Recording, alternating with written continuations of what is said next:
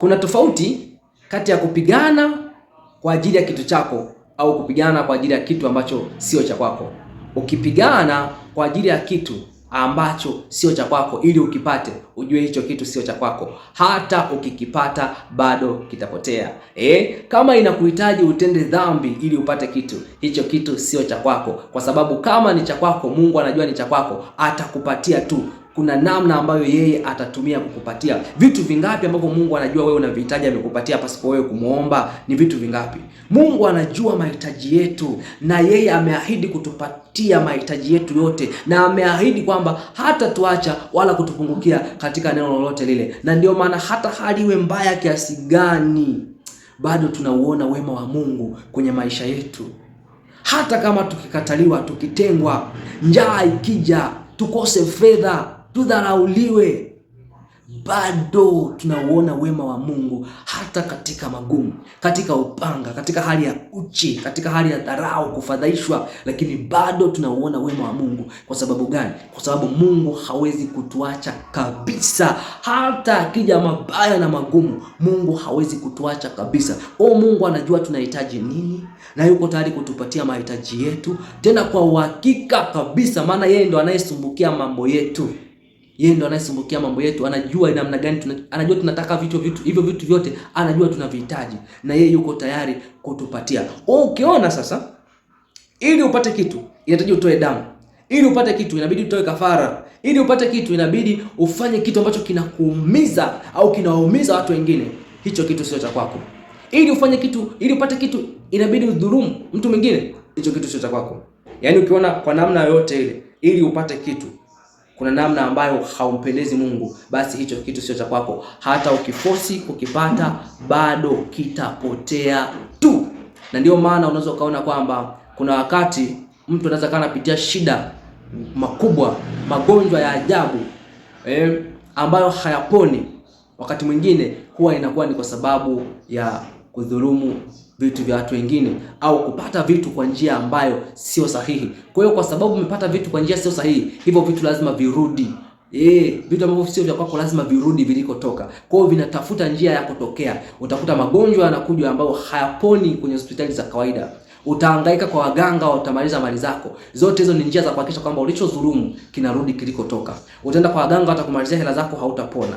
Utaenda hospitalini, hautapona. Ndio maana unaweza kujikuta kwamba unaweza kaenda hata kwenye hospitali makubwa duniani, unasikia labda China, unaenda inashindikana. Unasikia Japan, unaenda inashindikana. Unasikia India, hospitali fulani ni bora sana kwa matibabu aina hiyo, unaenda inashindikana. Au unapata ahueni. Lakini lengo ni nini? Lengo ni kuhakikisha kile ambacho sio cha kwako kile kinaondoka. Ndio maana unaweza kukuta kwamba kuna wakati ukipata shida hizo, ukipata fedha ambazo sio kwa halali, unajikuta kwamba shida zimekuja nazo kwa ghafla, ambazo unashangaa ajali imetokea, inabidi pesa hiyo iende katibishe mtu ambaye amevunjika sehemu fulani, atibiwe. Imetokea shida fulani, imetokea changamoto fulani, ili mradi tu hizo pesa ziweze kupotea, ziweze kurudi zilikotoka.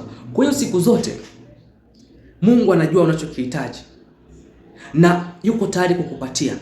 Kwa hiyo kama unaona inabidi uibe ili ukipate hicho kitu, maana yake hicho kitu sio cha kwako, na hata ukiiba pia hicho kitu kitatafuta njia ya kuondoka. Na ndio maana utaona waizi wengi sana ni watu wa starehe sana. Ni watu wa starehe sana. Ni watu wa starehe sana, kwa sababu shetani ndio hivyo. Hiyo pesa sio ya kwako, inatafuta mlango wa kuondokea. Kama sio starehe ni magonjwa, shida, changamoto, kesi, itakuwa ni mtu wa kesi. Kwa hiyo inakulazimu uhonge sana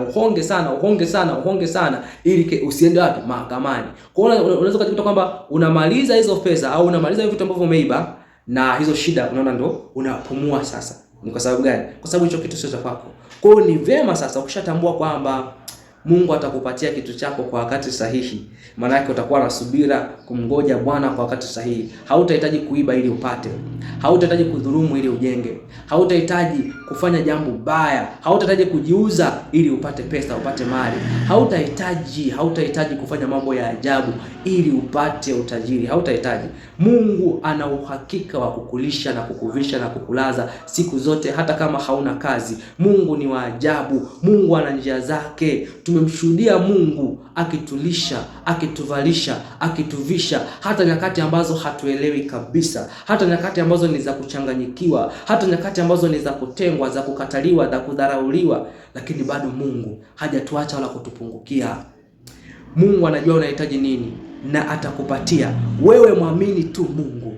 Mwamini tu Mungu. Fanya kazi kwa bidii. Hakikisha unajituma. Mungu nafasi aliyokupatia hiyo. Hakikisha kwamba unajituma, kuhakikisha unataka kukua na kuongezeka kupitia hiyo nafasi. Kuwa na nidhamu, mheshimu Mungu. Mungu atakuzidisha. Usitamani vya watu. Usitake kuiba, usitake kudhulumu, usitake kufanya njia mbaya. Kwa sababu hizo njia mbaya zitakugharimu maradufu, zitakuumiza maradufu. Nataka nikwambie kwamba ukiwa ni mwizi, ukiwa ni mtu tapeli, hizo fedha zitatafuta njia ya kutoka.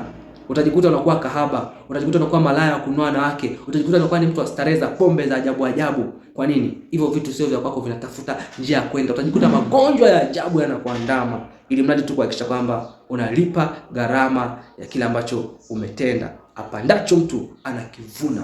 Kwa hiyo wakati mwingine watu tunapitia shida, tunapitia mabaya, ni kwa sababu tunavuna vile ambavyo tulivitenda. Kwa hiyo usipambanie kitu ambacho sio cha kwako hata utoke damu au muumize mtu. Jifunze wakati mwingine kuruhusu mambo yaende yenyewe jinsi yanavyoenda. Lakini kitu ambacho unatakiwa kupigania ni kile tu ambacho Mungu alishakupatia. Amekupatia kitu fulani. Hicho ndio unaweza ukakipigania, ukakitetea. Ndio maana hata wana wa Israeli walipigana kwa ajili ya nchi ambayo walipewa, ambayo ilikuwa ni halali yao, ilikuwa ni mali yao. Na walimpiga kila mtu ambaye alikuwa anaonekana kwamba atakuwa ni tishio baadaye. Kwa kila mtu ambaye alikuwa anaonekana kwamba anaweza akawasumbua baadaye, itakiwa apigwe, kwa sababu walikuwa lengo la kupigana ilikuwa ni kutaka kile kitu ambacho ni cha kwao. Kwa hiyo usipigane kwa kitu ambacho Mungu hajakupatia, kwa sababu hata ukipigania kiasi gani unaweza ukaumia, lakini bado ukapoteza au ukaumia zaidi.